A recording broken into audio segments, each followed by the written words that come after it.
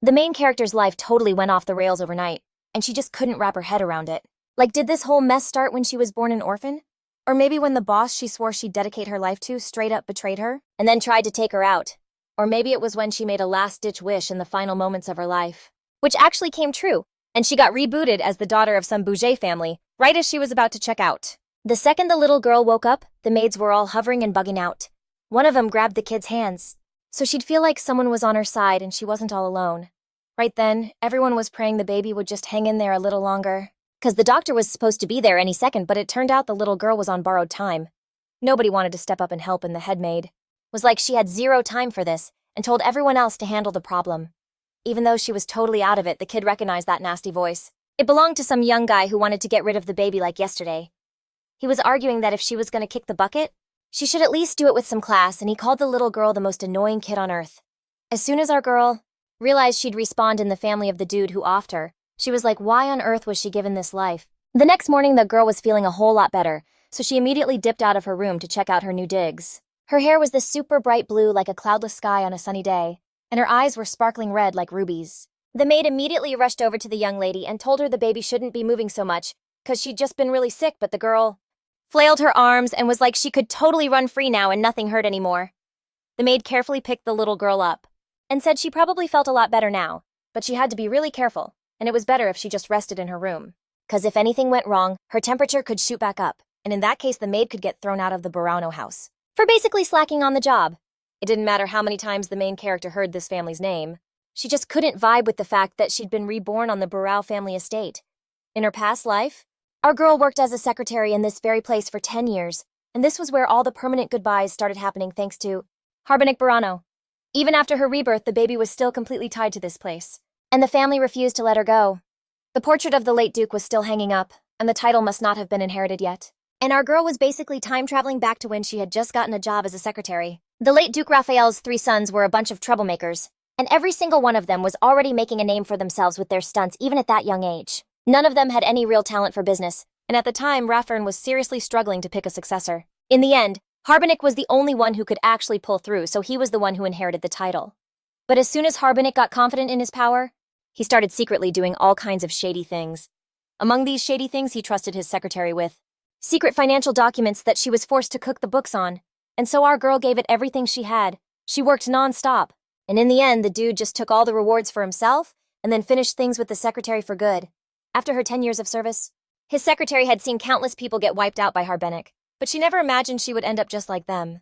'Cause she was raised by the Buraño fam, the main character totally thought that if she just dedicated her whole life to them, you know, the ones who were supposed to see her worth, she'd get her big break for grinding so hard. But looking back now, it's kinda cringe, 'cause it turns out she was just like a disposable tool they were gonna toss anyway. Her last life ended at some resort, but it wasn't the vacay spot she'd been dreaming of. It was super quiet and isolated. And at first she was like, okay, I can vibe with this peace and quiet.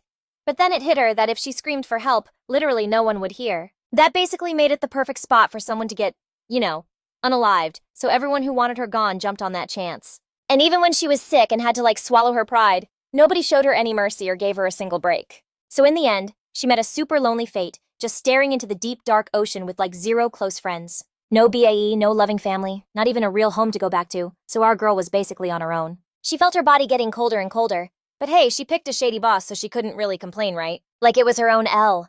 But now, plot twist, she's been reborn in some little girl's body, and the maid is totally stoked that she's feeling better. The maid even confessed she was up all night praying for the little miss to get well and stop being sick. And thank God her prayers were answered, even though the maid wasn't 100% sure if that's what actually healed the kid. She was still just super happy to see her healthy, and even promised to bring her the most fire cookies ever.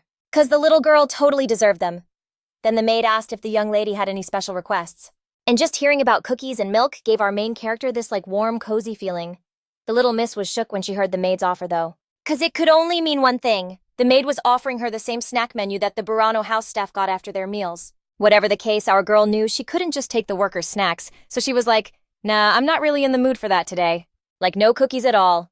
The sweet maid always made sure the little miss had some cookies on hand though. She was so down to give up her own last cookie every single time.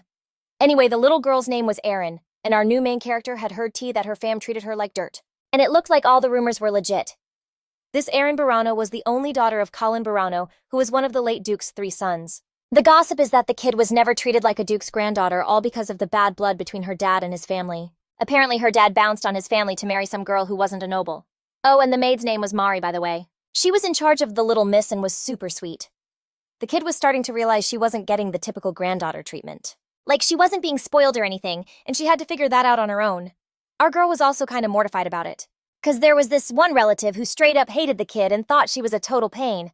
The little miss remembered every single rude thing the dude said, and his death glare totally gave her the creeps. Erin got adopted by this guy Harbenic the same year our main character started working at the estate. And by the time she showed up at the mansion, the OG girl had already passed away in some accident. Low-key, there were rumors it was actually an attack. But like, none of the staff actually bought that story. Even when his niece was burning up with a fever, he was still mad salty about it. He was all like, "Don't bother me with this." Apparently, he only adopted the girl so he wouldn't have to suck up to the head of the family. But in his eyes, she was a total drag and just caused problems. It was super obvious Harbenic was the one looking after Erin, and he was probably the one who offed her. It hit her that if things kept going like this, Harbenic would end up adopting her before she could even make a move, and then it would be game over. This dude would totally take her out again. It would be a total repeat of her last life, where she didn't get a single chance to save herself.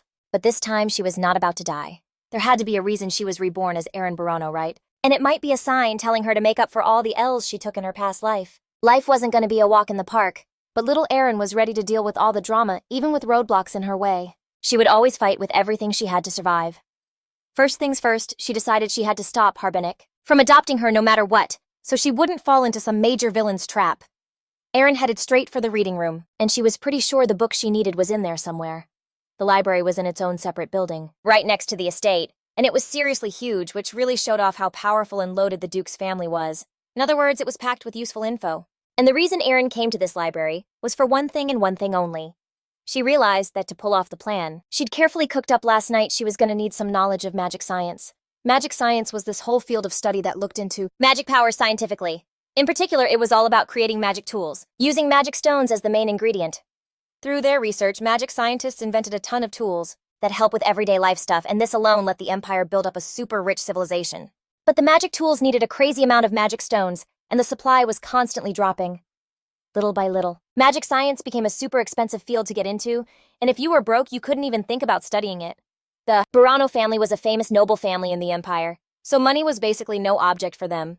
Plus, magic science is the only thing the guy's into. The one little Erin was eyeing as a potential dad. She never even expected the family library to have so many books on magic science. She spotted a table that had stacks of papers underneath it, and it was all probably related to the magic realm. The little hero was right on the money. And on the table there were for real papers on imperial magic science with some kind of unified formula. She went closer and made sure the records were about magic science, but one paper totally caught her eye. But before she could finish reading it, little Erin was interrupted by some young guy's voice, who had just walked into the library. It was a dude named Jeffrey, and Erin for sure recognized this guy's face. Jeffrey Buraño was the Duke's third son, and he was this weirdo researcher that everyone knew as the mad magic scientist. He didn't talk to anyone at the main estate and spent all his time in the lab, completely lost in his research. This strange young guy acted like he was missing a few screws, totally lost in his research. This weird young guy acted like he had a few screws loose, had a screw or two loose, and was deaf, a little eccentric, but he for sure didn't seem like someone who could actually off someone, like Harbenic. So like right from the jump, our girl figured out this dude was trustworthy.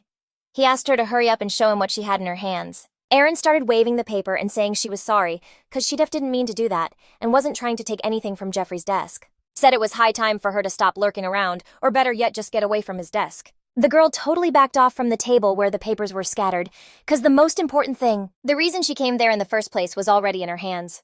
She was bummed cause she knew Jeffrey was super possessive of his stuff, and plus the dude caught her reading his research journal. She had tried to be friends with Jeffrey, but now she was sure she had to forget about that, and was just lucky she hadn't been thrown out already. Erin was still sitting in the library watching Jeffrey's every move while he was super busy with something at his desk. In his stuff, she could only make out some prime numbers and symbols written down. She couldn't see anything else. But she was 100% sure the formula in that journal was the ELFO magical calculation formula, which our girl totally knew.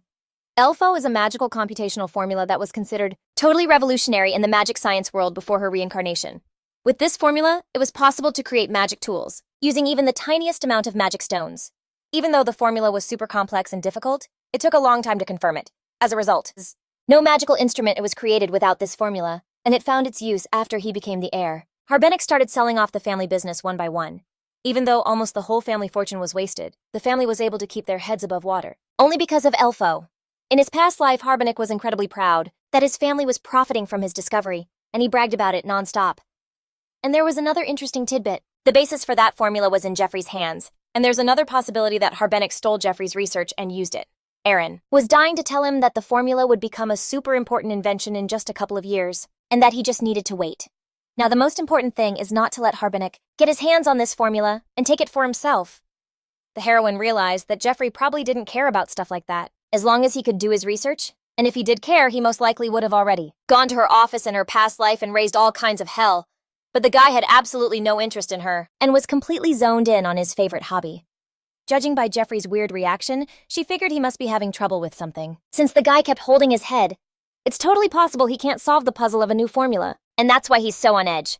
Jeffrey was throwing pieces of paper with all his might, and when Erin picked one up, she realized the guy was probably stuck trying to solve a formula. She looked closely at the notes and tried to figure out what wasn't adding up for the longest time. Jeffrey was totally racking his brain trying to figure out a problem, but was still getting nowhere for Erin. She wasn't scared to walk right up to him and ask what was up with one of the papers he'd crumpled up and tossed. Jeffrey balled up the paper, and Erin wanted to say something, but didn't want to bug him while he was in the zone, so she just tried to watch him grind from a distance. To finally learn something for herself, she crept up to Jeffrey and was like, "My bad for interrupting," but she really needed him to hear her out. The girl pointed to one of the sections and was like, "Yo, you messed up your calculations." That's why his data was all jacked up. The guy yelled, "What is this girl even talking about? That's Cap. She doesn't know the first thing about math." Erin saw Jeffrey was suddenly superheated, but she had no clue why. She didn't swipe anything from his desk or try to mess with his research, but for some reason, the dude was crazy mad at her. And now Jeffrey is like legit fuming at the girl for real. She was just trying to help him out. Erin wasn't afraid to say it again that the guy's math was wrong in at least 3 places. The girl basically shouted it so Jeffrey would finally hear her, and maybe get a clue, but she didn't want to argue with him anymore, and as soon as he finally realized he'd messed up, the girl straight up bolted out of the reading room. She ran to her room so mad at herself for just blurting that out without thinking about the fallout. If he forgot about the whole adoption thing, she'd probably just made the worst impression ever, and now Erin had zero idea what to do next. Now the whole becoming a Rennie thing was probably off the table, and Erin knew she just had to say sorry to Jeffrey because that was literally all she could do. She decided she had to hit the library and grab the books she ditched yesterday, and if Jeffrey was there, she'd just drop a quick "my bad." She didn't even get to touch the library door handle when the door flew open, and a totally raging dude was standing in front of her. It was hard to see the sweet Jeffrey in this creature, 'cause right then he looked completely unhinged, so crazy that the girl got freaked out and yelled for Jeffrey not to come any closer. But the guy rushed over to show her a piece of paper covered in writing where he was probably trying to solve that same formula. He pointed to the 3 spots that Erin had called out earlier, and he wanted to know if he'd found the errors correctly. Holding the paper, Jeffrey waited for the girl to give it a good look and give her take, 'cause she was the one who pointed out the 3 major screw-ups. Looking at the paper, Erin was shook and asked what Jeffrey was trying to show her, 'cause no way this dude came all this way just to make sure he'd pointed out 3 big mistakes. Jeffrey waited for Erin to scope out the page, and finally the girl was like, "Yeah, those are the exact mistakes." As soon as he got his answer, he was like, "So how long have you been all up in my business?" But for real, the girl had only found out about his research yesterday. Jeffrey wasn't buying it though, and asked if some little kid he could have spotted 3 major mistakes that fast, and like this wasn't the kind of research you could just vibe check and get. And no way she'd know the equation, let alone the super high-level formulas they use in magic techniques. But out of nowhere, Erin clapped back at Jeffrey, saying she even knew the top-tier formulas with all the plus and minus functions. Jeffrey thought that was mad sus. So our girl was like, "Just test me then if you don't trust the fit." The mad scientist dude was actually kinda into that idea, 'cause he'd totally be down to see if the kid's skills were legit. So a little later, Erin's posted up across from Jeffrey. He slides her a bunch of papers covered in scribbles and tells her to check for any mistakes. Erin knew that even in a new life, she'd still be a whiz at magic formulas, so she was like, bet, and took on the task. It took Erin like 0 time to spot the mistakes. As soon as she found one, she hit Jeffrey with the answer stat. She scanned every page, calling out every single L she found, and Jeffrey, after putting her skills to the test, was shook that she actually solved all the equations in her head. For real, the math was getting checked off right in front of him. So he saw with his own eyes how crazy fast she was flying through the work. And Erin was heated. Jeffrey was genuinely floored by her smarts. In her past life, she was one of the top talents at the orphanage, which is how she scored that sponsorship from the Buraño family. She always knew she was a beast with numbers and could solve magic science problems in her sleep. The dude was baffled, 'cause at that speed, Erin could run the numbers while he was still checking them, which meant Jeffrey could finally figure out why he'd been messing up this whole time. He knew with this kid he could crunch way more numbers in way less time. Erin was only 7 years old, and Jeffrey knew she was still super young, but in this sitch it probably didn't even matter. He asked her to slide through during the day to double-check her knowledge and skills. Jeffrey set up a meet in his lab. He grabbed a stack of papers and dipped right over there to prep some equations. He let her know that from now on, she was going to be his personal assistant, and that's why she had to pull up to the lab. Our girl had been trying to get Jeffrey's attention this whole time, but never expected to actually become his PA. The dude warned her there'd be a lesson for her, so she needed to show up. Jeffrey headed to the lab to get ready for it, but then he suddenly spun around and walked over to her. He asked if there was anything she liked more than anything else in the world, saying every kid should have their thing. Every kid's gotta have a favorite candy, and there's no kid who isn't into asterisk something asterisk. Erin was a major foodie, but that stuff was usually way too pricey to eat, so the girl didn't even know what to say. She admitted in a shaky voice that she was really into cookies, and Jeffrey just gave her this surprised look. Erin was like, "Yeah, I'm for real about the cookies." And the guy didn't hit her with any more questions after that. A little while later, Erin was posted up by the doors to Jeffrey's lab, and she was totally freaking out because the guy promised to make her his assistant. Her biggest fear was grinding non-stop like in her past life, and eventually getting adopted by Harbenic, but for now Erin decided to just not stress about the bad stuff. And right now, her only option was Jeffrey. And if that was the deal this time, she was dead set on getting on his good side. She hyped herself up and knocked on the lab door, getting ready for her first major lesson in magic class. The second she opened the door, she saw the sickest lab imaginable. This place was way cooler than Erin had even pictured, and it was kinda wild to think Jeffrey spent all his time here. He showed her a table to work at, warning her that the head butler had thrown it together in a hurry, and that later on, he would totally hook her up with a bigger table. The guy asked her to hang tight for a sec since he needed to finish some important work. He told her to chill and help herself to anything on the table, plus the food that had just been made. On the table, Erin saw a covered dish with a fork next to it, and figured this was what Jeffrey was talking about. When she lifted the lid, she realized Jeffrey had brought her cookies, because she had just mentioned that she was obsessed with that particular treat. But it turned out it wasn't just some basic cookie, but a seriously amazing dessert made especially for her. On a golden plate, there was a cookie next to a legit slice of cake with whipped cream and strawberries. The moment Erin saw the cake, her eyes totally lit up with joy, and she couldn't wait to dig in. The girl couldn't even believe, for a second, that the piece of cake was for her, but Jeffrey didn't answer any of her questions. With the first bite, she felt the cake's sweetness on her lips, and the cream just melted in her mouth. The taste of the strawberries added this fresh kick, and Erin couldn't help but smile. She savored her treat, and felt like the happiest girl in the world. It was the most delicious cake Erin had ever had, and suddenly Jeffrey seemed different to her.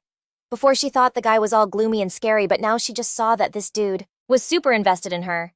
He was surprised Erin inhaled the cake so fast, but to her it was the best thing she'd ever tasted. Erin wouldn't have even noticed she had whipped cream on her cheeks if Sir Jeffrey hadn't pointed it out. The girl felt super awkward, and started frantically wiping the yummy whipped cream off her cheeks with a napkin. She admitted the cake was amazing, and that she was so happy to try something that good. Jeffrey admitted that Erin could ask him for sweets anytime, and maybe next time she wouldn't be in such a rush to eat it all. He also promised that if she crushed her assignments, she'd get another tasty reward. Erin noticed the guy seemed kinda embarrassed, which probably meant he baked the amazing cake himself. The guy admitted he's super picky about food, so he would never let her try something that wasn't good. Our girl knew Jeffrey was a legit genius, but she never would have guessed he also baked incredible cakes. The guy said it was time to stop talking about random stuff and get to work on computational formulas. To start, he decided to explain to her what she had to do, and told her to follow him to the library. The guy handed Erin a book that he'd written himself, trusting her with it, that there wasn't a single book in the entire empire that could top it. Jeffrey loaned the Missy a super rare book, making it clear he doesn't just hand out books to anyone, and that she had to be super careful with it.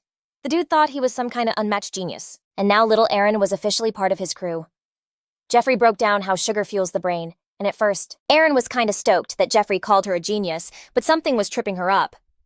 Wait, doesn't that mean the cake we ate earlier was just brain fuel? Jeffrey then dropped stacks of papers on her desk and told her she also needed to find mistakes in this stuff just like she did before. Erin was so not having it. Jeffrey was totally making her work again when the first time she was just helping him out. But then Jeffrey promised to make chocolate apple cake, and after hearing that, Erin was like, why not? Finding mistakes isn't that hard. She decided from that day on she was gonna go all in. So every morning she'd happily bounce to her lessons with Mr. Jeffrey. Erin figured that magic science stuff would be the perfect bait for Jeffrey, but she didn't expect it to work this well. And now she'd even leveled up to Jeffrey's personal assistant, and it turned out to be way better than she expected. Our girl figured if she showed she was into the whole magic thing and helped Jeffrey with his research, her cool factor would go way up. And once she hit the top tier, if she just put in a little effort, then it was totally possible Jeffrey might even consider adopting her. And then our little Missy would spend the rest of her life living it up in the Buraño house, and that was her one and only goal. Erin was sure her plan was straight up brilliant. As she was heading to class, she suddenly heard some guys talking nearby. The girl was in the main building, which was totally off limits to her before, and on her way she bumped into the brothers Avalon and Bimel. Erin had been expecting to run into these guys eventually since they were Harbenic sons, and the brothers were being total jerks as usual. She straight up ignored the guys to avoid drama, but it was kinda unclear what they even wanted from her. Apparently these obnoxious dudes had messed with the girl whose body Erin was in like more than once. The old her had to like bow down and take their crap while doing all the grunt work behind the scenes when she was a secretary for so long. But now she was on the same level as these guys, so there was literally no reason for her to feel small. So Erin clapped back proudly that she was busy right now and suggested the rude boys catch her later. The girl gave her brothers this super sweet smile, and one of them was so not feeling it, he thought Erin had completely lost her mind. He got in her face and jabbed the girl in the forehead, saying how dare she talk to them like that, and asking if she'd seriously forgotten her place in the main house. Erin felt this rage just bubbling up inside her, but instead of crying, she decided it was time to end this. She yelled at them full-on threatening, telling the guys not to even think about messing with her anymore, and asking if they'd really like it if she started dissing them back. Her confidence and vibe totally shook her brothers and finally freaked them out. But the girl had another ace up her sleeve, and it was that she knew something about the guys that nobody else could possibly know. It was something that had their mom stressing day and night, back when she was working with the secretary. So Erin promised to keep it on the down low in exchange for the brothers leaving her alone. They didn't see her as a little sister just claiming the girl was getting cocky and had found their weak spot, and they thought they were ready to just roll with it. But since arguing with these dudes was a total waste of time, our girl decided to just dip on them. But then, of course, things popped off again when one of them blocked her way saying she wasn't going anywhere. Like if she wanted to leave, she'd have to go through him. Erin was like so over it. She was sick of them not getting the hint and just doing whatever they felt like. One of the brothers standing right in the middle of the hall was all like she wasn't taking another step unless she played by their rules. But our girl, feeling herself, told him loud and clear to get out of her way while she was still being nice. She had zero plans to deal with their stupid demands. The guys noticed she was on a whole different vibe today. 'Cause usually she'd just start crying right away. But today Erin clapped back, warning one of the brothers that if the Duke found out about the crap they were pulling, he'd be in some serious trouble. The dude just laughed and was like, "Is some little girl really trying to threaten me with my own dad?" Then the guy got hella mad and grabbed Erin by her pigtails 'cause he was done listening to her. She tried to dodge him, but the dude yelled that she was being way too bold, and he was for real gonna tell his dad everything. 'Cause for real, she didn't even have the guts to go up to him and spill the beans. The guy was sure his dad wouldn't even care about some random little girl. He straight up called Erin an orphan and told her to just sit there and be quiet, and to not say a word to anyone like a good little orphan. But Erin was not about to put up with that level of disrespect. And that thick book she was holding? Yeah, that turned out to be her new best friend. She clocked the dude upside the head with all her strength. Maybe that would finally get it through his thick skull that he couldn't act like such a jerk. To Erin, being an orphan wasn't some big deal, and she'd rather have no parents than live with such pathetic excuses for brothers. Our girl smacked one of the guys so hard that a massive red and kind of bloody bruise popped up on his forehead. And she didn't stop there. She kept swinging that book around, daring any of the other guys to even think about coming near her again. 'Cause if they did, they were gonna get a face full of textbook. The second brother was totally freaked out and called her a complete psycho, watching how she was just wildly swinging that book back and forth. As soon as the first brother realized he had a massive welt growing on his forehead, he was suddenly out for revenge against Erin. He totally started a fight all because some little girl actually dared to hit him, and since he was a dude, his ego was super bruised. Erin was doing her best to fend him off, and the guy couldn't even get the upper hand on this firecracker. Once he realized he couldn't actually beat her, the only thing left to do was go crying to his dad and snitch on useless Erin. So the brothers took off, straight to their dad to tell him about the girl who was talking smack, but it looked like the man could not have been less interested in their little sob story. They demanded that Erin get punished, claiming this random new girl had hit one of them, and that he even had a massive bruise on his forehead to prove it. They dragged Erin in with them, and honestly, she looked just as beat up as one of the brothers. Seeing little Erin, the dude asked if she was the reason his boys were causing trouble again. They were all like, they just asked her why she was even at the main house, and she totally flipped out and started throwing hands. Our girl couldn't get how these dudes could be such bold-faced liars, 'cause for real, that's not how it went down at all. She tried her best to make it super clear she wasn't looking for trouble, but the brothers kept acting totally out of line. One of them even told their dad to teach the girl some manners. And now he was the only one flexing the family's fancy title. But plot twist, his dad actually told his son to chill. After getting clocked by a girl who was way shorter than him, he told Erin she needed to apologize to her older brothers and be the first one to end all the drama going on between them. Erin was like, wait, why do I have to be the first to say sorry? Especially after those guys called her a mooch and an orphan, then grabbed her hair and started the whole fight. She was dying to tell the man the real story, but for now she just stood there and kept her mouth shut. Answering his highness, the dude said she should have just stayed in her lane, but now she had the nerve to straight up ignore the words of the guy who owns the place.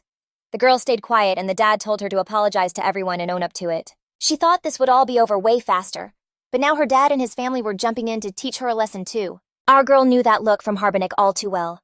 She saw it a ton when she was a secretary, and it was the "you better shut up right now" look. Her mouth and not even look him in the eye again. She knew her dad wouldn't let this go until she apologized.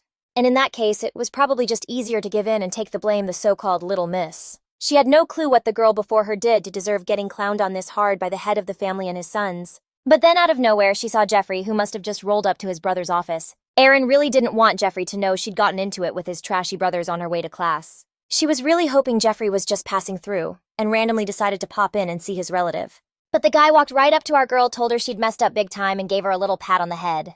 The brother's dad announced he was the one raising Erin, and that Jeffrey needed to stay out of it. But Jeffrey could totally see who was actually hurt here, and it didn't look like his brother was as messed up as he was pretending to be. The dude declared out loud that the girl was no victim, cause she was the one to blame for everything that happened.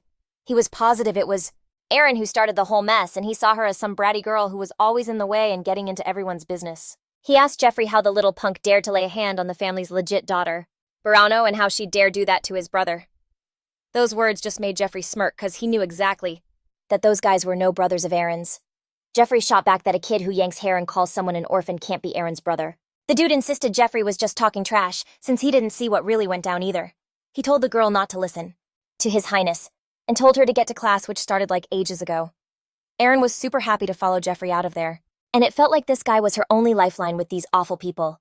He gently took care of the bruise on her cheek. While the little one was just standing there totally still, Jeffrey was getting hella worried that she was hurting bad from the bruises, but she was like, "Nah, I'm totally good." After he fixed up all of Erin's scrapes and bruises, Jeffrey told her to watch her back from now on. Our girl knew she had to make a killer first impression on Jeffrey, so he'd actually think about adopting her when the time was right. But right then, she'd just made a huge mess of things. Jeffrey knew that after all that drama, the bros wouldn't be messing with her for a minute, and that was already a major W. Since Jeffrey was close by, he could totally hear Erin bravely calling those dudes out by name. Low-key, he was super proud of the kid. But on the flip side, he had to tell her this was seriously not okay. He promised to let it slide just this once. But if anything else went down in the future, Erin had to spill the tea to Jeffrey since she was his assistant now. Erin promised she wouldn't screw up again, staring at the floor looking all guilty. Then Jeffrey handed the book to the kid, and he told her she hadn't done anything wrong today. She was just standing up for herself with some serious confidence. So she shouldn't say sorry if she's positive she did nothing wrong. And after he said that Erin stopped stressing so much. She thought everyone with the last name Buraño was on the same team. But Jeffrey was a whole different vibe from the rest. And the girl really vibed with the book he trusted her with, cause he trusted her enough to let her borrow it. She totally remembered what Jeffrey said about not just handing out books to anyone, so she treated this book like it was something special. It was just a simple sentence, but to Erin this book was way more than just a thing. That night, the maid Mari saw that the little one's face was all bruised up and her clothes were all stretched out. Erin knew if she told Mari the whole truth right then, some weird rumors would start flying around. So the girl kinda shyly admitted she just fell, but Mari kept pushing, saying that the young miss looked like she'd been in a throwdown. Our girl didn't want to spill all the details and just said that Sir Jeffrey had patched up her wounds himself, and that she just fell. Mari took the young lady's hand and asked her that no matter what went down, she could always tell her the real deal and not be scared of anything.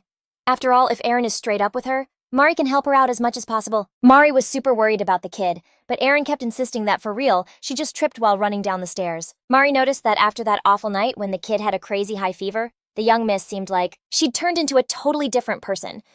Our girl completely got why Mari was jumping to those conclusions, cause the only thing she cared about after waking up in this whole situation was just how to survive, and she didn't even think about what the real Erin was like.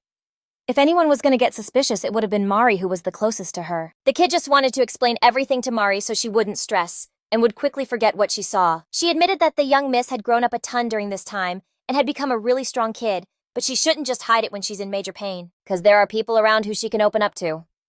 Mari gently asked Erin to share what she was feeling. If she was feeling super sad or down, and she promised she could be there for the little one no matter what happened, and that she was always ready to help her out. This day was crazy busy, but the little one, our girl, wasn't about to get sidetracked from her game plan, so she immediately started getting her ducks in a row, and hunting for answers to her questions. She'd just recently managed to snag some materials Jeffrey was gonna toss, but little does he know that stuff's about to blow up. The young lady was already thinking 10 steps ahead, and figured that if they started selling the materials now when the hype train takes off, the price would be insane, and they'd for sure get non-stop attention. But for now, all that was left was to give the materials a full once-over, and iron out any kinks. 3 days ago, Jeffrey just dipped and went to the royal palace out of nowhere. In her past life, he bounced too, but the whole thing didn't go down this fast. So for Erin, him leaving was super random. But maybe the fact that Erin was now his personal assistant totally fast-forwarded the timeline compared to before. And unless things take a wild turn, from last time Jeffrey's gonna be swamped when he gets back. Erin decided that before that went down, she needed to get that products out there, but a 7-year-old could hardly pull that off quick. While Erin was zoning out on her plan, she didn't even notice someone walk into the office. When she turned around, she saw this tall, regal-looking dude in a corduroy jacket standing in front of her, asking what the kid was doing in there. The last time Erin saw this guy in her past life, he looked really sick. But right now, he looked totally healthy. It was her grandpa. Erin immediately greeted him, totally freaking out. She had no clue what to do since she'd never actually talked to the Duke one-on-one before. Erin answered that she'd become the assistant for Jeffrey, and that's why she was hanging out in his lab. So the guy asked where the young man was then. Erin said that Jeffrey had bounced to the palace a few days ago and was not here right now. For some reason, hearing this news made the dude get crazy mad. Like Jeffrey was grounded from going anywhere or something. His dad believed his son was just wasting his life messing around in the lab, which is why he was so ticked off that Jeffrey went to the palace. And the guy had decided a long time ago to kick him off the estate if his son kept this up. It was true that Jeffrey was obsessed with his research, but not so much that he had no clue what he was doing like the rumors around the mansion said. The Duke just didn't know yet that his son was doing research on something as major as the Elfro formula. The guy even wanted to take the lab away from his own son, and at that moment little Erin couldn't take it anymore and yelled that her grandpa couldn't do that. She asked the butler to hold on for a minute, but the man had already said everything was all set for the gentleman. He wanted to have a word with the girl, but Erin promised him that he couldn't just kick Jeffrey out of the lab, because he wasn't doing some pointless project. And as his brand new assistant, she knows that if this research is flawless, it's going to be a massive help to the whole empire. For real, the gentleman had no idea how insane the profits from Jeffrey's research would be, like enough to set up 3 whole generations. The girl insisted that Jeffrey was about to make bank, and wouldn't have to beg for anything anymore. Once the old man heard her side of the story, the knight was totally shocked, like did Joffrey himself actually say that? Erin tried to stick up for her research, but the guy just saw his son as some nutjob stuck in the past. The girl was completely blown away by what he said because for real, she'd been doing legit useful research with Jeffrey. The kid managed to get through to him, but he warned her that if she tried to play him, she'd be in deep trouble. Her grandpa was curious about what she was up to as a research assistant. Erin said she finds messed up calculations and fixes the mistakes, and after that the math is all good. Jeffrey called the kid a total math whiz, saying she already got the hang of mental arithmetic even though she's so young. So the girl actually got her grandpa interested, and he looked pretty psyched checking out her notes with the calculations. He admitted he didn't really get the equations they used in magic science, but he was blown away by her doing it all in her head, and that meant a kid could solve any equation in her head, which was just insane. After looking at the math, the guy noticed the equation was super complicated for someone so young. Like, could little Erin for real be solving and fixing these equations all by herself? The girl told him that Jeffrey gave her the lowdown on the rules of magic science, and she figured out the math part herself. Her grandpa asked what she was going to do with all that know-how, and if she had any plans for it. Jeffrey had told the kid she could use her skills however she wanted. And her grandpa, looking at one of the papers, asked if the drawings were from her research. The girl fessed up that the calculations were totally hers, and the dude thought she was trying to figure them out on her own. The girl wasn't really into studying the equations super deep, but she had a goal she was chasing. Down the line, she wanted to make and sell the items she drew in the picture to help out the empire. Her grandpa took another look at her math and asked if she was for real about making the thing in the drawing and selling it to people. The kid was positive that the stuff in her drawing might look kind of weird right now, but in the future everyone would be dying to buy them. And our girl was sure that even her grandpa would want to cop at least one item because he was already into it. Her grandpa was digging her whole vibe about learning stuff and wanted to see where it went. He asked the girl if she was sure her items would sell well and that people would actually want to buy them. Grandpa saw little Erin as this young trailblazer who, even at her age, wanted to be useful to people even if they cut the research funding after the annual meeting. These items could still be made on their own. Erin hadn't even had a chance to fully lay out all her ideas, but she could see the Duke was already hooked. She had barely even started explaining, but the guy replied that if Erin was telling the truth, then funding would be no problem at all. Erin didn't think she'd just messed up. She spilled everything to her grandpa, because she wanted to share her ideas with him. This time he heard enough from the kid to realize that she seriously knew her stuff. Just like all the grown-ups, Gramps told the girl to stop vibing there all by herself and head back to her room because she needed to chill too. Holding the crumpled up paper in her hands, our girl started bugging out that she'd been hyping up her drawings for nothing, and that the Duke probably wasn't even here for that in the first place. The second Gramps bounced from the lab, she was like, I totally messed this up, and figured she probably should have waited a hot minute before showing off her calculations. After chopping it up with Erin, the knight dipped with the butler, and then asked if His Highness was for real, not gonna scrap the lab, but now the Duke decided to just fall back and give Jeffrey a shot, tabling the whole thing until the yearly family meeting. He asked the butler what his take was on all this drama, since they got some tea today. The Duke didn't even want to hear about his son, and just hearing Jeffrey's name was giving him the ick. The butler admitted that the young lady was way smarter than other kids her age, and had major potential, But the day she first showed up at the mansion, homegirl didn't say a single thing. Back in the day, our main character just wanted to ghost everyone and dip from home for good. 'Cause her dad was totally against her whole vibe. But now the Duke saw she had serious game and was obviously ready to level up her dad. Was always so sure she'd ditch the family. But then he just up and passed, leaving his daughter all on her own. This kid was never gonna make it in the adult world. So the Duke decided to take her in. But even so, Erin had a major glow-up. The butler suggested that maybe the girl's true colors were finally showing. Since kids get with the program super fast in new places, he asked the Duke what he thought about letting the young lady get the same kind of schooling as the young masters. After all, the Buraño family is famous for backing and schooling gifted kids, and this girl's skills are a perfect match for their whole brand. Erin definitely had the skills, but she was still way too young to make the cut for the test. But the Duke was still stuck on the fact that she was basically just a kid. The Duke admitted they totally didn't see this coming. They just thought if Jeffrey found out, he might actually get his act together. But the Duke's whole theory was about to get wrecked, turning out to be a massive L. He had this young assistant Erin who'd crunched a ton of numbers she was dying to show her grandpa. Today was a big deal, and our girl was posted up outside the Duke's office, hoping his meeting with his inner circle was finally over. The Duke usually splits his time between the mansion in the capital and the castle. But this time he'd been chilling at the castle for a pretty long time, probably, because he was getting ready for the annual family get-together where everyone flexes their achievements or makes some huge decision. The decisions they make there are super serious, and it takes a whole nother year to change them, so nobody in the fam dares to skip it. And if everything goes according to plan, they're gonna drop the news that Erin is officially joining the Harbenic family during this meeting too. In her past life during the annual meeting, Erin used to pull an all-nighter, prepping reports for Harbenic to present, and she had to spin these reports to make these total losers look like successful companies. Compared to that, working with Jeffrey was super chill and easy, and there was never any drama with him. So Erin was totally sure that as Jeffrey's personal assistant, she was absolutely killing it. If they announced her adoption at the meeting and on top of that an end to Jeffrey's investigation, it would be for real irreversible. Of course, in her past life, nobody ever talked about shutting down the investigation. But the vibe this time was a little different, and Erin couldn't just sit back and do nothing. Plus, she couldn't be 100% sure that everything she had planned would actually work out. Little Erin tried to shake off the bad thoughts and stop stressing for no reason. I mean, if this was about the Duke who had backed Buraño as his leader his whole life, then this proposal would definitely catch his eye.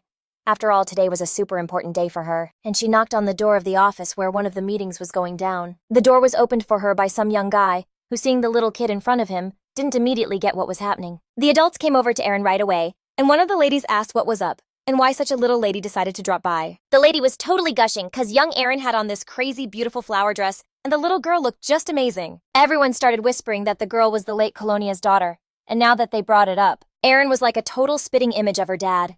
She knew perfectly well that the Duke mostly trusted and relied on his inner circle, who were all gathered here today. If she made a good impression, it could be even more effective than impressing the Duke himself. Among the adults, she spotted a familiar young guy, and it was Viscount Deus who recognized little Erin right away. The little miss admitted she'd like to see her grandpa, and at first the Viscount didn't get who she was talking about, so he asked if the kid had brought a drawing to show the head of the family since she was holding a couple of notebooks in her hands. Some assistant nearby suggested that a kid her age must have written a letter to celebrate learning how to write. Erin felt a little awkward, 'cause everyone thought she still couldn't read or write. The Viscount told the butler to cut the chatter and turned to the little lady. He happily promised to take her to her grandpa and told her to follow him. They stopped at a door and the young guy said the head of the family was inside. He opened the closed door, taking the little girl by the hand, and greeted the man in charge, letting him know that the young lady was here and was super eager to see him. The Duke was surprised that Erin had shown up during the meeting, so he asked what the Viscount had just said. The girl didn't want to throw the Viscount under the bus anymore, and looking down, she said hi to her grandpa. She heard the adults whispering behind her, pointing out that the girl was so nervous that she couldn't even look up. One of the ladies decided to help the little miss out, and she told him that the young lady had come to give her grandpa something, and that she had tried really hard to make it before the meeting was over.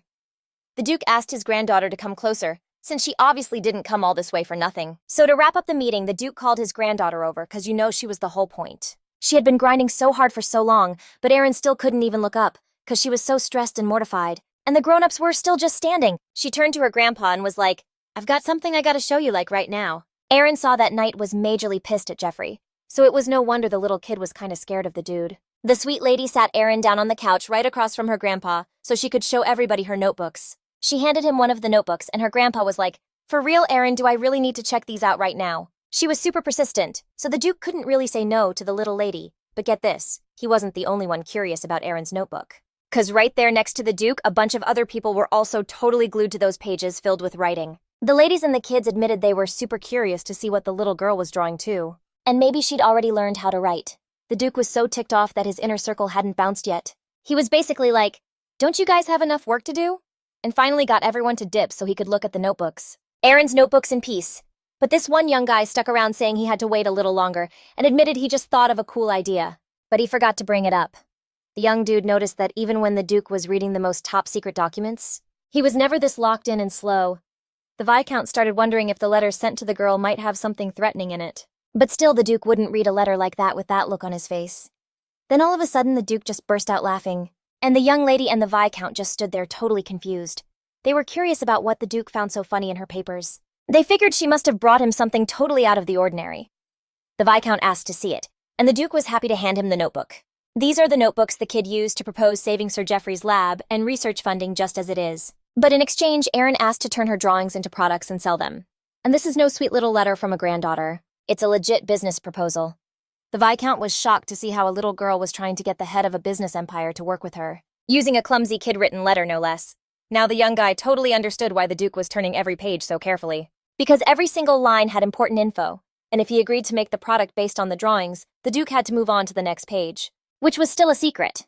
In fact, little Erin presented a proposal written with like kids' pencils. That even included a way to get the upper hand on a business partner, and that's exactly why her proposal immediately got the Duke interested. The Duke right away asked what she would do if they lost money. But the girl assured him that her grandpa wouldn't go into the red no matter what. Erin promised that if the products didn't sell, the Duke could just take them apart and reuse the materials, even when you count the production costs. Compared to the research funding, it was basically pocket change. In other words, no matter how badly the products sell, at least they'd hit their goal, and the research costs would be lower. The Duke read the materials super carefully, and Erin explained that it was basically a win-win deal for her and her grandpa. And like, even if it totally flops, they won't lose any cash and will just break even, which honestly sounds kinda sus. After thinking it over for a sec, the Duke turned to the Viscount, and you could tell he already had a game plan. He asked if they had any magic stones left they could use, and they should have a few extras. Then the Duke turned to the girl, and asked if she'd be down to try out her idea using the magic stones. Erin herself couldn't even believe her idea was a hit this fast, and that she'd actually get to make stuff from her own drawings soon. She didn't totally get what her grandpa was saying, but she was hanging on his every word. He pointed to the first sketch, and asked if that was the first product little Erin wanted to sell. The Duke was like, let's start with a prototype from the drawing. And he promised to get someone to help Erin out with it, and once the product is ready to go, the Duke would help get it out there by selling it in his shops. The Viscount said it was all totally doable, but first he needed to know what he was even selling. The Duke got that this whole thing was weird for them, but he knew it would be super popular later on. The Duke was just as clueless about this thing, as the Viscount was, but little Erin knew all the deets. She was so stoked to hear that her grandpa decided to actually try making stuff from her drawings, and she couldn't wait to see what happened. With a huge smile on her face, Erin promised to give it her all, 'cause she really wanted everything to work out. Our girl was on cloud 9 that she managed to make a deal with her grandpa, and for her it was a major win. She was still so happy, even though she wasn't going to make any money from the sales, knowing that this was the only way she could save Geoffrey's lab. Erin was sure it would all work out this way, and she'd just focus on making the products and check the bug reports right before Geoffrey got back. Then all of a sudden our girl realized she was doing the same thing as yesterday, but today it felt way more fun, and it was for real. 'Cause a huge weight was off her shoulders, but there was still the whole adoption thing.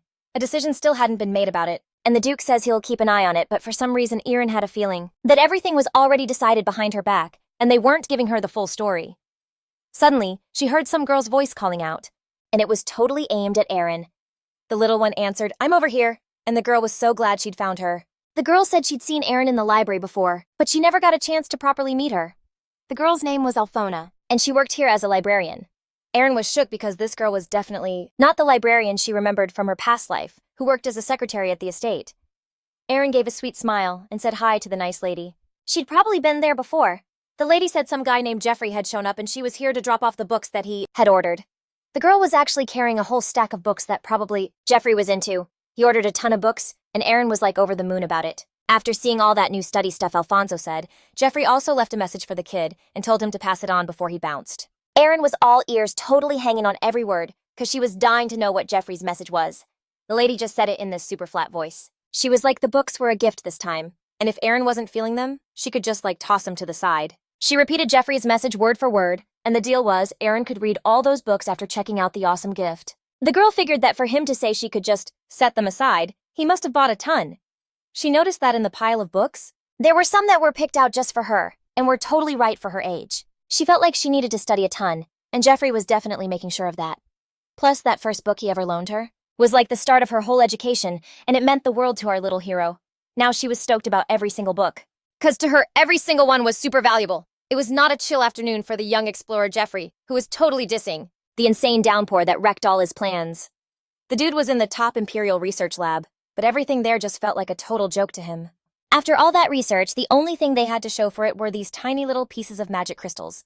And just looking at them, Jeffrey couldn't believe that all his research was basically for nothing. Dude was seriously bummed out, 'cause he felt like all his hard work wasn't getting him anywhere, and everything he did was pointless.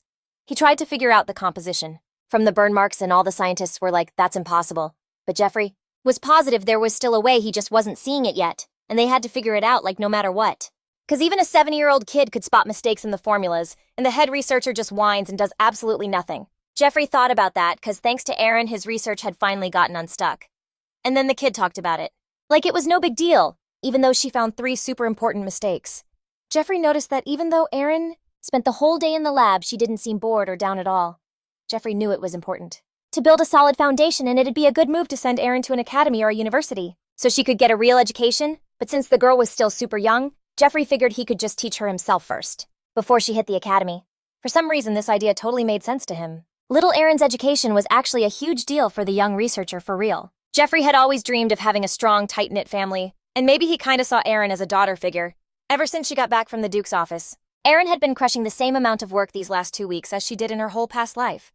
She'd already finished the daily assignment that Jeffrey gave her and was planning on finishing a cool book before he got back. Marie noticed the kid was always busy with something and asked her if she wasn't going to take a break today. Marie was low-key offended, 'cause right then she should have been out walking in the garden getting some fresh air. Plus, kids grow up right when they play outside. The maid was like, it was definitely time for the girl to get some fresh air since she was always just sitting in her room or in the lab. And at her age, it's super good for her to be outside and just chill in the sun for a bit. Erin was only 7 years old, and our girl knew that if she overdid it again and got sick, she'd feel totally guilty. So I was like, I should totally go for a walk. It was a gorgeous day out and all the flowers were in bloom. And now that Erin was actually outside, she could smell the super nice, delicate scent of the flowers. She gave a mental shout out to Marie, 'cause the maid had been bugging her to finally get outside and catch some sun. But she managed to get some alone time, and way off in a patch of flowers, she spotted 2 people talking low-key about something. It was Harbenic's wife, Harbenic Buraño, and she was standing there with some dude chatting about who knows what. Next to this fancy lady was a guy Erin had never seen around the estate before for real. But Erin totally saw Madame Saria slip the dude something, and there was some kind of vibe between them. The girl couldn't see exactly what the lady was handing him, 'cause it was just a little black pouch. She only caught a few words about some inscriptions, and the lady promised she would handle the rest. The lady asked if they could for real pull it off no matter what, and Erin had zero clue what they were talking about. The guy told the lady not to sweat it, 'cause everything was gonna be fine. No matter how the tests went, they were talking about some kind of admission, and Saria was probably cutting some deal with this guy. She heard a weird rustling sound close by and whipped around to see if any family was snooping. She heard Erin trip and fall nearby and totally clocked that the kid had seen their whole convo. The lady was just glad that the kids were okay and told the guy it was all thanks to his hard work. The dude bowed and was like, it was all thanks to her kids' skills, and that he literally hadn't done a thing. The lady told the guy to have some chill with all that modesty, and was super invested in their deal going down. She walked over to little Erin, who was just standing there, and asked if she didn't know you're supposed to stand up and greet your elders. She asked how long Erin had been sitting there, but the girl just said she was like following a butterfly. Erin played totally clueless, like she hadn't heard a thing, and the lady completely bought the sweet kid act. The lady didn't keep her for long, and just let her bounce as soon as she was sure Erin hadn't heard anything. But Erin had just seen with her own 2 eyes how the Harbenic kids were getting bribed into the Imperial Academy. She realized that since the whole chat was about admissions, the guy talking to Saria had to be Hilberg, who used to be the family's tutor. She couldn't believe this dude was helping the siblings. The Harbenics get into the academy. Anyway, our girl decided she was gonna lock this memory away and use it someday, thinking that a magical recording device would have been so clutch right then. Our girl was just chilling walking through the flower garden when she ran into a nice butler who invited her to go with him to the head honcho's office, and he wished the little one a good morning. He said her grandpa had specifically asked him to find Erin, 'cause he really wanted to see her. Erin was totally stoked to go to her grandpa's place and say what's up, and was super curious about what the big emergency the Duke was talking about was. He said he hit the girl up 'cause he decided to do a midway check, and when he saw the item they made from Erin's designs, he realized it turned out even better than he expected. That first gadget was a portable hairdryer, which was going to become a super popular product down the line. This thing for drying hair was going to be a huge deal for people, so it wasn't going to be some brand new thing for everyone, but Erin knew the real value of this product was that it was built to last. And all the other items of the same type couldn't even compete. The Duke admitted that, just like the young lady had called it earlier, there was for real a huge demand for the product. The first 50 hairdryers that they made sold out like the second they were put on display in a store in the Empire's main city. The Duke also described how all the bougie young ladies were lining up to order the item, and it was a legit popular thing. That's why Erin originally wanted to sell a hairdryer, because the hot air machines they use are huge, and the whole heating and cooling process is super complicated. So you could totally fry your hair. This device lets you set the temp you want, and all the ladies were living for it. Because it was the first product to get popular when magic tools became a thing, even though the Duke called it a midterm inspection. In fact, all the products had already sold out. He asked the little lady what she thought about dropping more of these things, and Erin definitely vibed with the idea, and that meant the plan to shut down the lab during the annual meeting was going to be canceled. Erin was really hoping that her grandpa wouldn't mess with Jeffrey's research because it was super important to him. Out of nowhere, the man admitted he was really sorry for sleeping on little Erin this whole time, and that he should have said this at their first meeting. But he really wanted the girl to forgive his cluelessness. Erin answered that it was all good, because she was just happy she could talk with her family. Grandpa said he wanted to make things right, and offered Erin the chance to study, as a change of pace and as a gift. And our girl couldn't believe the Duke had decided to reward her like that, for her talent for selling. Erin admitted she was already studying on her own, and her grandpa laughed. After that, his response was just awesome. For real, the gentleman wanted to give the girl a proper systematic education, so she could level up her skills even more. The little lady was so hyped, she couldn't even put into words what she was feeling right then, but it was definitely something new and cool. But then suddenly the same guy that Erin had literally seen today with Mrs. Harbenic walked into the office. The Duke noticed that the man had shown up right on time, so he invited him into the office to sit down and chat. The man was kinda awkward at first, and apologized for making him wait, but the Duke was sure that he had arrived at the perfect moment. Erin looked the guy over and figured he probably saw her back then, during the conversation, and thought the girl had spilled all the tea to her grandpa. The Duke filled the man in that the girl he was just talking about was standing right in front of him. The dude said the man would be in charge of unlocking the girl's potential, and that even though she was super young, how fast she learned would be like totally off the charts. Grandpa asked Master Hilbert to say what's up to little Erin, because from now on he was going to be the one in charge of her schooling. Hilbert was given the job of mentoring Erin in a bunch of different things until she found her path. Erin was super stoked and gave the new teacher a warm welcome, because she really wanted to learn from someone legit. The girl did a whole curtsy following all the proper etiquette rules and stuff, and the teacher noticed the kid was already pretty smart. The butler was convinced the young lady could totally crush it at the training institute and get into the Royal Academy as a top-tier student. The prof wanted to kick things off with a vibe check day, but the Duke was like, nah, forget that, because they had to hit up the top students' entrance ceremony first. Erin had zero clue what the grown-ups were talking about, because she was just supposed to be hitting the books in class that night. Jeffrey finally rolled back to his home turf, and little Erin stayed up super late waiting for him to get back, so she could show him all the work she'd been grinding on. The dude admitted he totally didn't expect the kid to organize all the journals while he was out, but she actually thought it was kind of fun.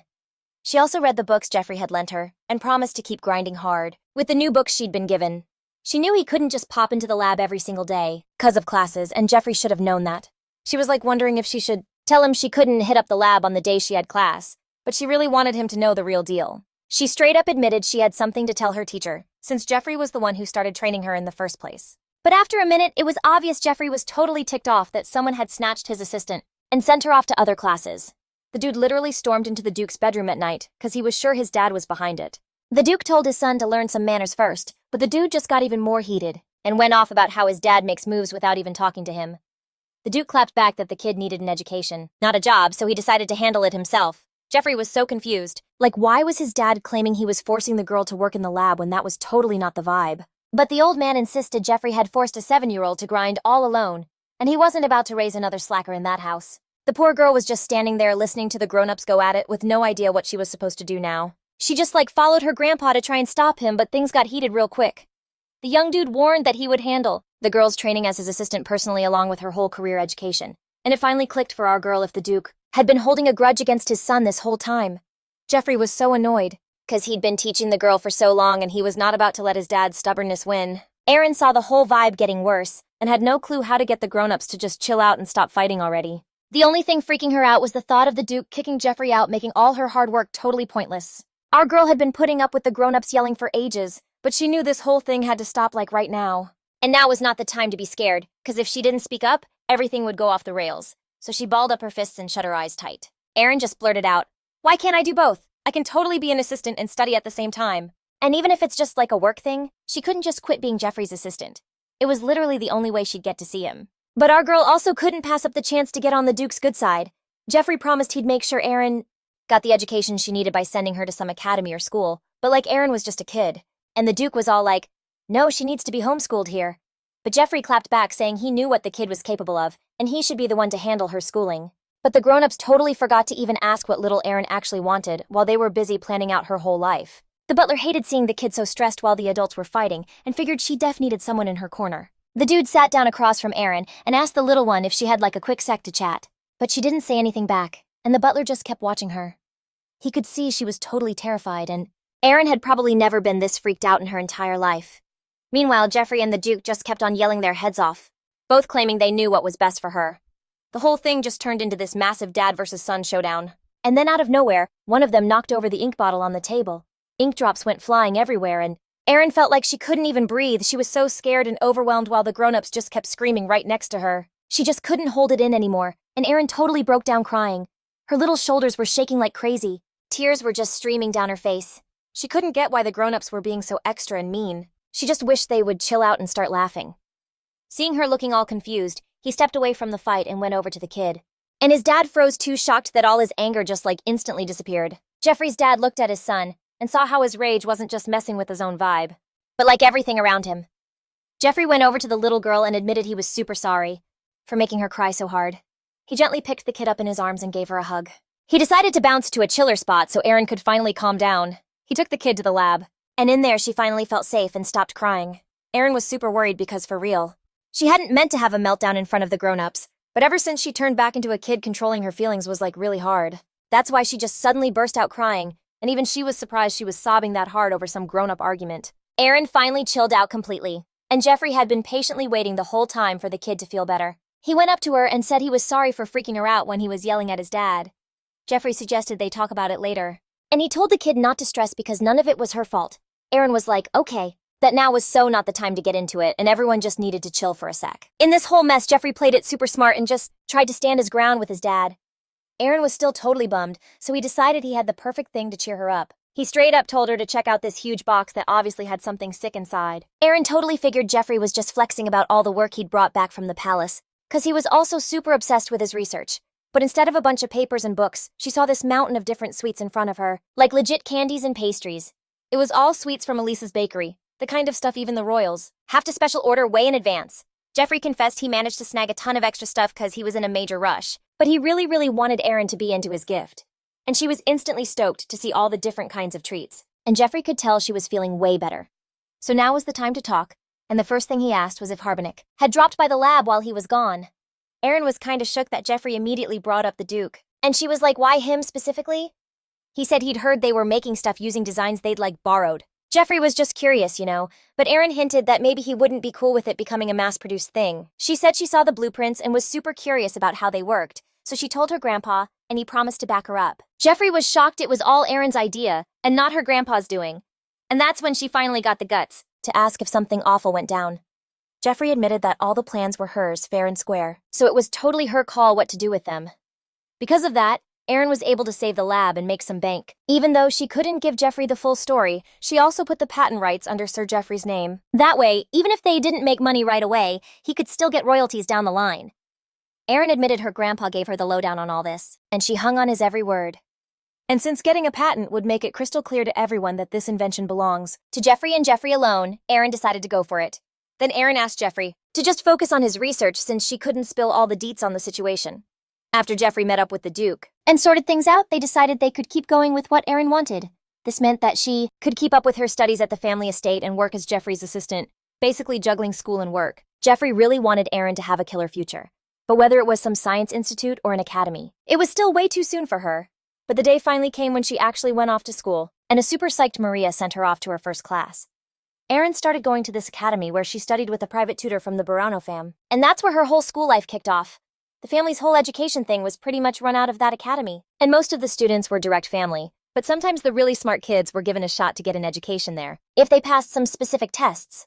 On her first day, Erin was totally bugging out, because all the other kids were from the same family, and she totally had to make some friends. She wasn't expecting anyone to talk to her for real, but she was so stoked when she heard the word, "hey," right next to her. It was some kid asking if she was the heir everyone was gossiping about. The light was super bright all of a sudden, so Erin couldn't really see who was walking up, but she could make out the shape of a dude in front of her. It was a boy, a redhead who was the first one to come up to her, and he decided to introduce himself, saying his name was Fiddleman.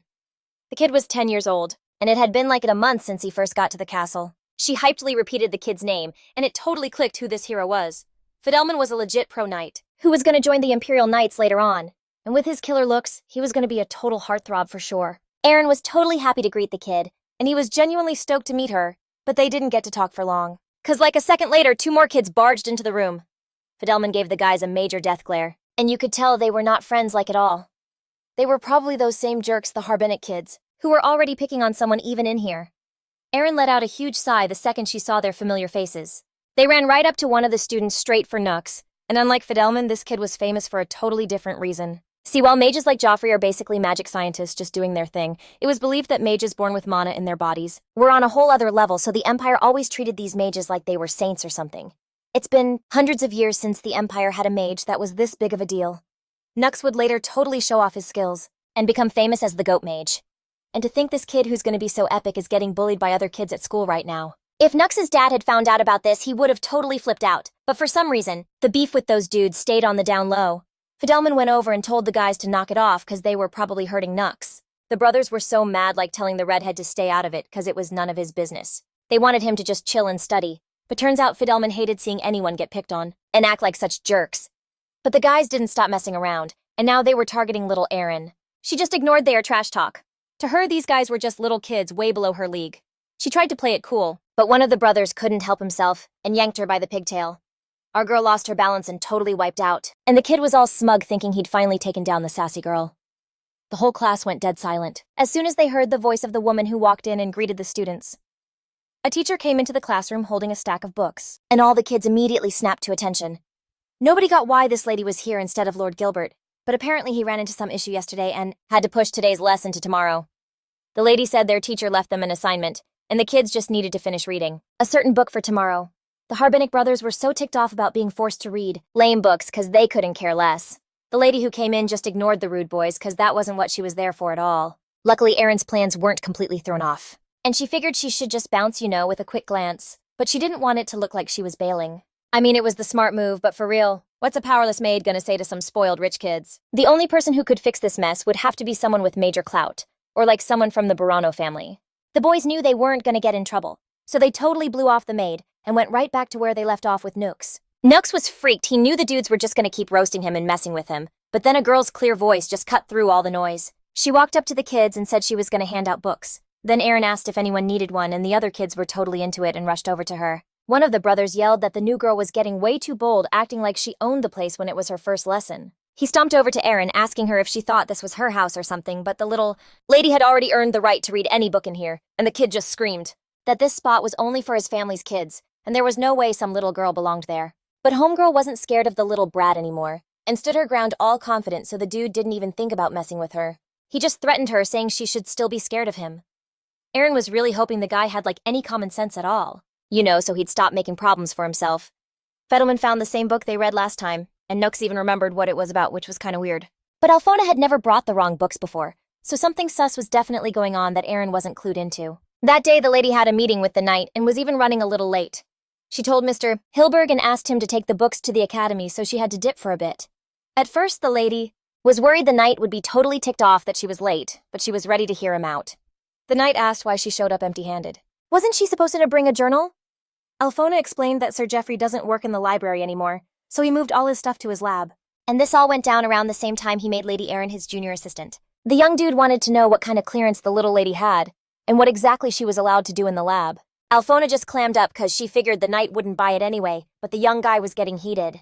He was mad she was keeping it on the down low, and he didn't care if he believed her or not, he wanted the tea. She told him that Lady Erin's whole gig was to find mistakes in Sir Geoffrey's journals, and Avi the dude didn't believe a word of it.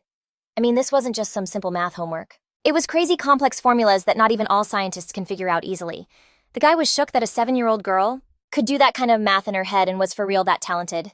In short, this kid is as much of a genius as Geoffrey himself. That night, Surya was big mad because her dad had gotten all protective of little Erin and was basically ignoring his own kids. She asked the young guy to find out why her dad made that call, since there was obviously some reason he was treating that girl so special. The dude clearly did not want to get mixed up in other people's drama, where everyone's just looking out for number one. He gave the lady a totally annoyed look. She was so sure the dude had to come through for her again, and Joffrey's invention actually became a real thing, which unexpectedly made a ton of cash, and the Duke's son totally found out about it. At first, the guy wanted to snatch the blueprints himself and one-up his dad, but the girl was already a step ahead. He couldn't believe they even bothered with that useless invention which ended up making bank. The lady asked why the young master would just hand the plans over to Erin, or in other words, basically give her his inheritance. She was positive that it made the whole situation even more sus, but this probably wasn't even about an inheritance. Like, there's a bigger picture the family obviously didn't know about because the Duke probably had his own secrets. The lady suggested there must have been some kind of deal between the young boss and the dad, and that's why he keeps paying her so much attention. 'Cause she's like a super important part of his plan. The young dude didn't want to hear any more about his dad and told the lady to just drop it. He felt like he was going insane listening to her stupid theories, so she finally stopped arguing. Getting a massive headache from this pointless fight, the lady said they needed to take a hard look at the mess they're in now, and see if maybe there's something they can do like ASAP, and maybe the young master and his dad will team up. But first we gotta figure out what these people are plotting.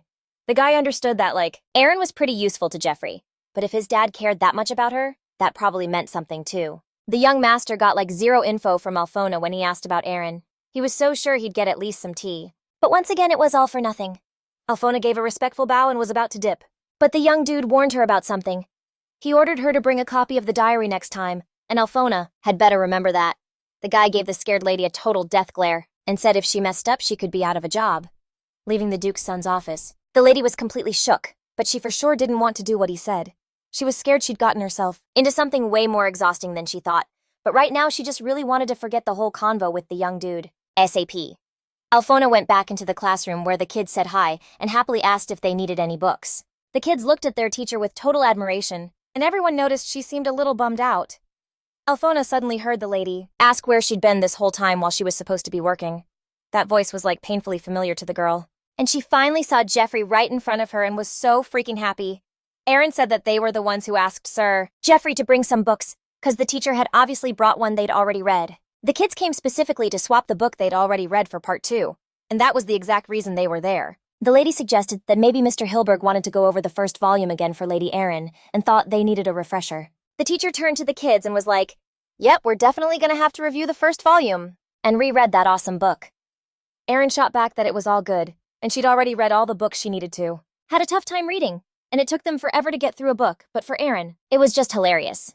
Jeffrey looked at the teacher knowing that she had been being extra careful with her homework, which was why Erin had already plowed through so many books. Jeffrey was like, "I totally sorted that out so the kiddo could go hang with her friends, no drama." And Erin was super stoked, because she could finally just chill and play with her squad for real. And Jeffrey totally got that she was just a kid and needed to like have a childhood. He hit up Alfona, who looked like she'd just come from the academy. He was dying to know how fast Erin was fitting in. Alfona said the little miss had already buddied up with the little Dukes, who had just bounced to go play with her. And it looks like she's not vibing with Lord Avalon at all, and he must have been messing with her again, him and his brother. Jeffrey asked the lady to keep an eye out the next time she hit up the academy, to see if that kid was bugging Erin again, and if any other kids were giving her a hard time. Now Jeffrey himself told her to check up on anyone who was creeping on the girl, and Alfona was like, why are these brothers taking turns bossing around a regular librarian like her? Alfona felt like some kind of double agent, even though today she was just playing the part of a teacher. The little one. Erin thought back to her first day of school, and was totally psyched, because she'd already found 2 friends on day 1, and she knew they'd have tons of awesome stuff to do. Erin packed her bag, carefully sliding in the last notebook, and double-checking that all her gear was where it should be. She took a deep breath, got her head straight, and headed over to her new friend, ready for whatever learning and adventures today was gonna throw at her. Nux snuck up to the classroom door and just froze like plastered against the wall, his heart pounding like a scared rabbit. Nux had no clue why they did it, but it freaked him out. Erin yelled over to Nix not to be scared of anything, since Avalon and his bro weren't even in class anymore. The other kids could see the dude was super freaked out and was probably trying to dodge his annoying brothers who messed with him every single day. Fidelman asked the little lady if she was scared of Avalon because he knew for a fact she'd known those guys for a long time. He knew Avalon had threatened Erin before, and figured she might be stressing, but judging by her vibe, it didn't seem to faze her at all. She'd been trying to just ghost those brothers for a long time, so she was like they weren't a threat to her, and she could totally handle them herself. Nix thought she was an awesome girl, because she was younger than him, but didn't even flinch when it came to Avalon. And even when he tried to swing on her, she didn't even blink. The kid saw Erin as this little hero who acted like she was basically a grown-up and someone who wasn't scared of anything at all. Erin asked why the kid didn't just tell his parents that the Harbenic brothers were messing with him, but for some reason, he didn't want to snitch. It was probably Nix's call, and he just didn't want his parents to know. He admitted he was scared his parents would be embarrassed by him. If they found out other kids were messing with him at school, and he couldn't even stick up for himself, Nix's dad ran this massive ship and was like a total big shot in business, a dude who could say whatever he wanted even to some seriously scary people for real. The poor kid couldn't even put his finger on what exactly he hated about Avalon dragging him around every single day. But he was just totally freaked that if his dad found out, he'd probably think he was a complete embarrassment to the family.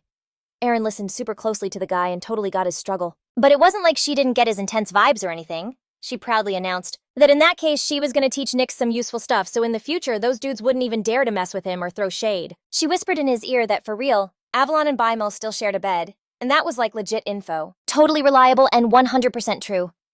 Fettelman just cracked up the second he heard the brothers were still sleeping in the same bed, and Erin spilled the tea about how she'd literally heard Lady Saria talking about it herself. The girl claimed the whole reason they couldn't do anything to her was because she'd caught them, but that was a total lie, and she was sure it didn't even matter anymore. The main thing was that Nix realized how lame Avalon was, and that there was no reason to be scared of him, and she was going to keep saying it for as long as it took. And if the brothers just ghosted him and kept on bullying him, she promised she'd straight up throw down with them. Erin proudly admitted that she wasn't scared of Avalon at all, and could totally shut that jerk down easy, if he even dared to get in her face or diss her. After hearing what Erin said, Nix started to feel way more confident knowing these were just some kids his own age. That they were just kids too. Erin held out her hand and told her new friend to take it, saying they should stick together from now on, and if anything went down, she'd always have his back. Nix never really had friends, so hearing this made him super happy, and now he knew that even if things got rough, he had friends who would back him up if stuff hit the fan. A redhead kid joined their crew too, and he was totally down to defend every single one of them. Today was like a super big deal for Erin, and she decided she needed to hang out with the guys more tomorrow. She was just chilling walking down the hall and humming her favorite song, but then she glanced out the window, and it totally made her stop in her tracks. Downstairs, she saw the butler greeting some guests, but she didn't recognize any of the people showing up. Like she'd for sure never seen these young dudes before in her life. After scoping each one of them out, she figured it was probably their first time ever at the mansion. Erin had no clue what was going on or why these people were rushing toward the front door, and they were like about to walk right into the mansion. It was definitely not the right time for visitors to be showing up at the estate, so these guests were totally unexpected, and Erin was dying to know who they were. She saw they were heading for the Duke's office, but our girl realized she didn't have her stuff ready yet. She needed to get to the Duke ASAP, like right now, so she could talk to him first, before the guests could meet him. The little lady totally used her age to her advantage, threw the door open with all her might, and Erin bolted for her grandpa's office and yelled super loud that she missed him. But the guests, they probably got there way faster than her, and as Erin was booking it to the office, she immediately slammed into one of the guests. The young dude carefully gave the girl his hand so she could get up and asked if she was okay. The guy looked super sketchy, and Erin tried to figure out who was in front of her, but she couldn't place him. She was like a step too late and felt so awkward as soon as she realized she'd totally wiped out right in front of all the guests. She heard a familiar voice and knew her grandpa had to be somewhere close, and that they were calling her name. Our girl saw the Duke sitting in a chair in front of her, and he asked the little lady why she was running so fast since she clearly didn't have anything urgent going on. He turned to one of the young guys and told him that this girl's name was Erin and that he'd mentioned her before. The Duke said this girl was probably the same age as the young dude Nick's son. The Duke looked at the girl all concerned and asked her to come closer, 'cause he probably wanted to tell her something. He knew the kid had just gotten back from the academy and probably already had stories and new friends. Her grandpa admitted that if it were up to him, he'd totally talk with her right then and there. But because of the guests who'd shown up, she'd have to wait outside for a bit. Erin suddenly asked if she could listen in on the meeting, 'cause she was also interested in the stuff happening with the family. The girl kind of stomped her foot and threw her hands up, declaring she also wanted to see how her grandpa worked and promised she wouldn't bother anyone, and that she'd just sit quietly in the meeting. The Viscount told the Duke that the young lady would probably like to listen in too, and that it could be a good experience for her, and maybe the kid would even come up with a good idea. He winked at Erin, and he was sure he was totally right, and that the little lady really wanted to be at the meeting. The Duke asked the guests if they'd mind if little Erin stayed with them for the meeting, but everyone there was more than happy to have her. Everyone could see the little lady totally adored her grandpa, but Harbenic said he wouldn't mind as long as she wasn't too loud and annoying. Erin got that the guy was just showing how much he was not into this whole thing, and TBH, she couldn't care less about his opinion. If it were up to her, she'd never let Harbenic do whatever he wanted, and our girl just couldn't ignore the fact that this dude got away with stuff so easily. The guy Harbenic brought with him was a man named Trunette, and the reason Erin remembered his name was because he'd once scammed Harbenic like big time. The damage done to the Buraño family back then was pretty major, and it became this unforgettable event that shook everyone in the family. The money that should have been all Erin's now belonged to the Duke, since she had reluctantly given it up, and it was her first cash from selling goods. Our girl couldn't believe that now the money she'd earned had been completely jacked by this scammer, and she just couldn't let the family suffer because of some huge trade guild. So Erin was determined that no matter what, she would make sure that deal never went down. The meeting with the guests started soon after, and the Duke admitted he'd been given a heads up that the guests were connected to a certain trade guild that he knew about.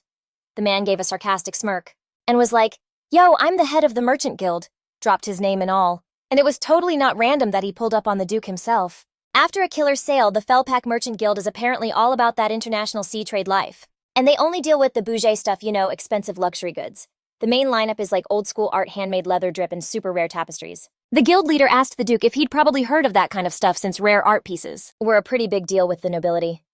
The butler brought a chair over for little Erin so she wouldn't get tired just standing around during the meeting. And our girl only just now realized how long this whole thing had been dragging on and how the adult talk was, making her totally zone out. The Duke, though, he immediately caught the vibe of what the guild leader was getting at, with all the cooperation talk, and turned to the guest to give his take. The gentleman got it right away, that the merchant wanted to import luxury stuff and spread it all over the empire.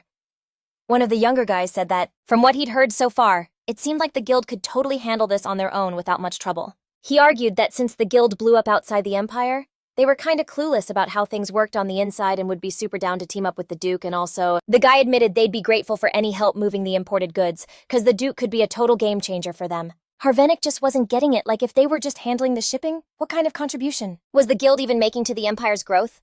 The young dude said he was just curious about it, but the Duke told the Count to watch his tone. They were talking about trading exclusive antiques, and Harbenic was sure this was a whole major specialized business since luxury items were super popular with the aristocrats. The Viscount asked the guests to just chill out, cause they didn't meet up to argue, and they had important stuff to sort out. The young guy was positive that luxury goods were a headache to manage, and meant dealing with tons of noble families, which required some seriously careful distribution. Harbenic stated that the guildmaster had for sure hit the point, where they had to level up and were willing to take some risks to make bigger bank down the line. But everyone was just waiting for the Duke himself, who had been quiet this whole time, listening to everyone's opinions, to finally weigh in on it. The head of the Merchant Guild understood the Duke's concerns, but he asked him to just trust him, because for real, who would dare try to pass off fakes against the most powerful guild in the empire? This whole time our girl was low-key listening to what the adults were talking about, and some pretty lit plans were already starting to cook in his head. He decided to hash out this idea more at the guild, and hit up the guests later, to give them the full rundown. The Duke said the proposal was getting the green light either way, and that Harbenic would get the final answer, before the head of the Merchant Guild bounced. As soon as the chat with the gentleman wrapped up, the Duke dipped with Harbenic right behind him, who promised to have another calmer chat with his dad about the contract. The man replied that he had zero doubt that the deal would flop because he got that Harbenic was the Duke's oldest son. The Duke obviously wasn't going to second-guess a deal his oldest son was pushing, especially after hearing about the insane price tag on the goods. We're already signed up, the guildmaster couldn't wait forever.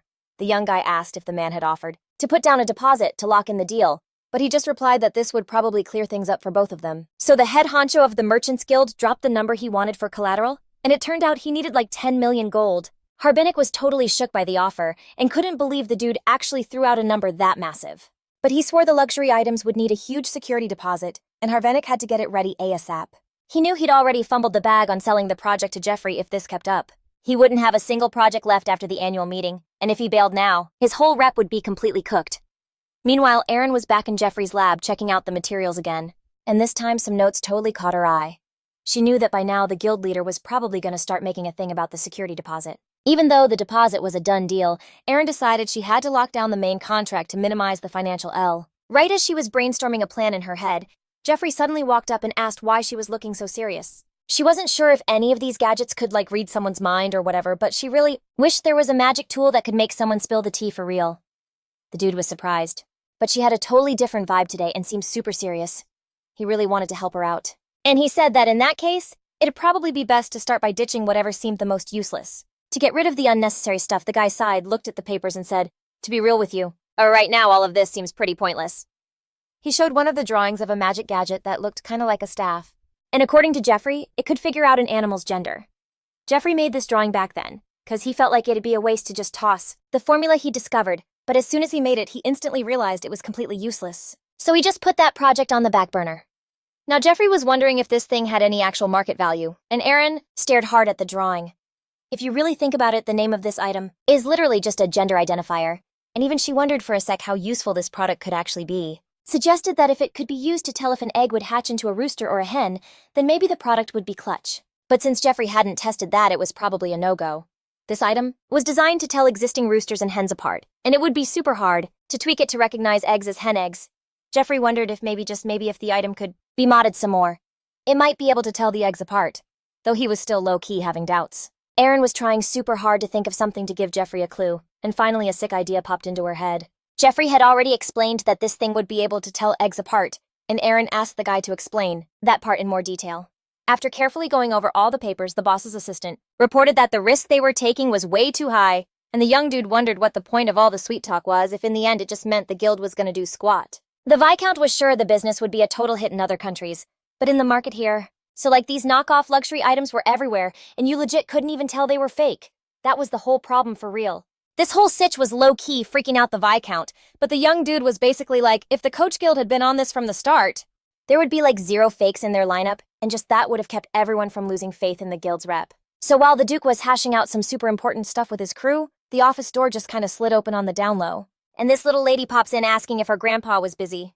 The Duke totally spaced that school was already out for the day and the kiddo had come to see him again. But for real though, Erin didn't just pop in to say hi.